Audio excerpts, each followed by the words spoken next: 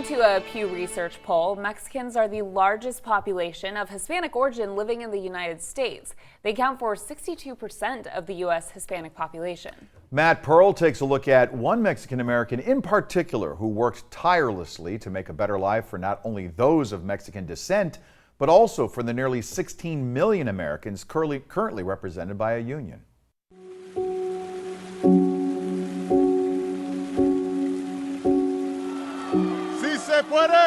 Today we celebrate Cesar Chavez. When it was dedicated as a national monument, President Obama talked about how my father's history and his story is more than the story of farm workers and Latinos. It's really an American story. American stories are complex. So was Cesar Chavez. The work was never about wages and conditions. It was first and foremost about respect.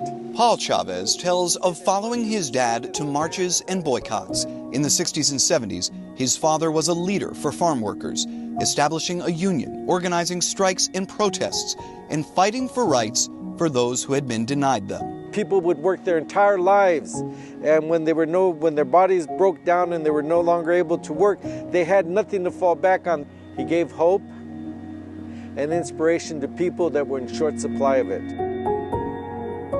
Cesar Chavez became synonymous with his movement. He followed Martin Luther King Jr.'s example and preached nonviolence. He amplified the voices of his communities, both professionally and culturally. Those communities amplify him today in monuments and museums. I grew up thinking of Cesar Chavez as a hero, as a saint almost. There was a lot to celebrate about him and about his movement.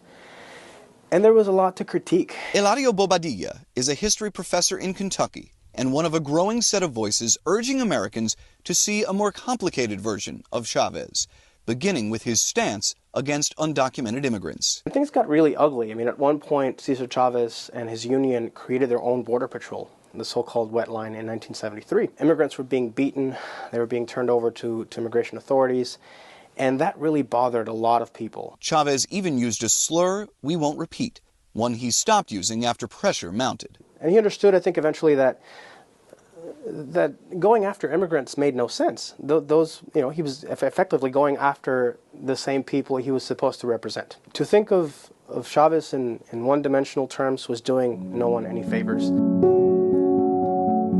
Why bring it up? Why call complicated a man for who so many is a hero? It's a question being asked of numerous American icons. That, people's attention spans are small and they're flooded by information. So it's important that we talk about the essence of a person's life and the contributions that they've made. Today, most define Chavez by the essence of his movement. A tribute to a great man and a great movement. President Obama declared his monument a national park, and March 31st, a federally recognized holiday. It's observed or celebrated in 11 states. Keeping the promises I made to the American people. And when President Biden took office, many were quick to notice a bust of Chavez behind his desk. That means that Americans are paying attention to Mexican-American history, to Latinx history, that our stories are being told, that we are considered part of America. The American story of Cesar Chavez is complex, far more than a few minutes can cover. But his story is intertwined with history, as is the movement he led. He was a deeply flawed human being, and that doesn't take away from the accomplishments of his union, of his movement, and of the many other people who were so critical to his movement. In Keene, California, I'm Matt Pearl.